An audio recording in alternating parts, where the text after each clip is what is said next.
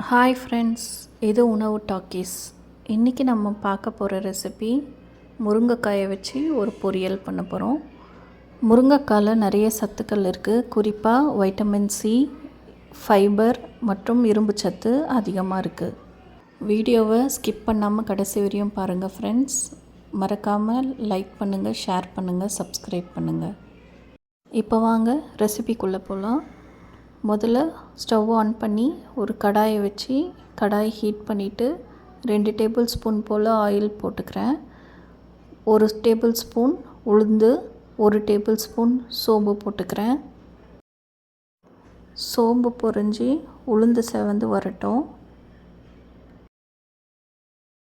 உளுந்து செவந்துருச்சு. இப்போ ஒரு பெரிய வெங்காயத்தை சின்னதாக கட் பண்ணி நான் சேர்த்துக்கிறேன்.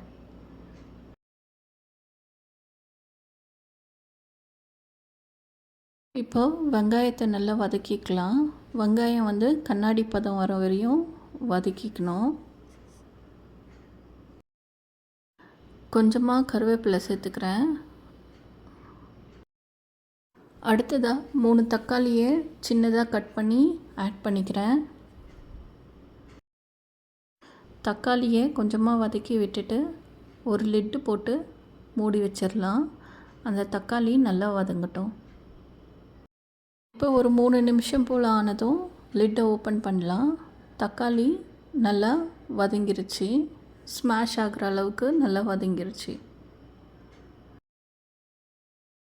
அடுத்ததாக நான் ஒரு 2 முருங்கைக்காய் போல் கட் பண்ணி ஆட் பண்ணிக்கிறேன்.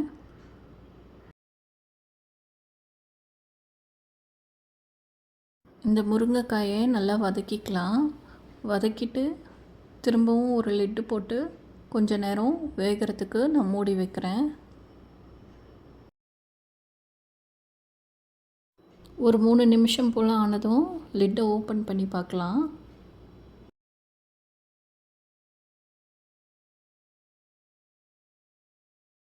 அடுத்ததாக 3 டேபிள் ஸ்பூன் போல் மிளகாத்தூள் போட்டுக்கிறேன். இந்த மிளகா தனியா ரெண்டும் ஈக்குவல் போர்ஷனில் ஒன்றா அரைச்சது. அடுத்ததாக ஒரு 1/2 டேபிள் ஸ்பூன் போல் மஞ்சத்தூள் ஆட் பண்ணிக்கிறேன். அடுத்து தேவையான அளவு உப்பு ஆட் பண்ணிக்கலாம். இப்போ இந்த மசாலா வாசம் போகிற வரைக்கும் எல்லாத்தையும் நல்லா மிக்ஸ் பண்ணிக்கலாம்.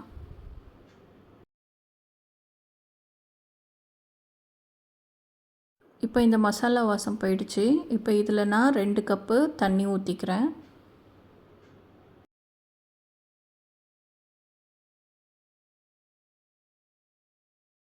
திரும்பவும் எல்லாத்தையும் நல்லா மிக்ஸ் பண்ணிக்கலாம். இந்த ஸ்டேஜில் நம்ம உப்பு செக் பண்ணிக்கலாம். இப்போ எனக்கு கரெக்டாக இருக்குது. ஸோ நான் ஒரு லிட்டை போட்டு மூடிடுறேன். இப்போ இந்த முருங்கைக்காய் நல்லா வேகணும். அந்த தண்ணியெல்லாம் சுண்டி வரணும். முருங்கைக்காய் வேகிற வரையும் லிட் போட்டுக்கலாம். அதுக்கப்புறம் லிட் எடுத்துடலாம். ஏன்னா அப்போ தான் அந்த தண்ணியெல்லாம் சுண்டி வரும்.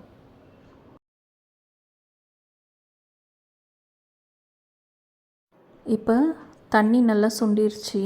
இப்போ இதை நம்ம அடிக்கடி மிக்ஸ் பண்ணணும், இல்லைன்னா அடி பிடிச்சிரும். ஸோ இந்த முருங்கைக்காவும் உடையக்கூடாது. அந்தளவுக்கு நம்ம மிக்ஸ் பண்ணிக்கணும்.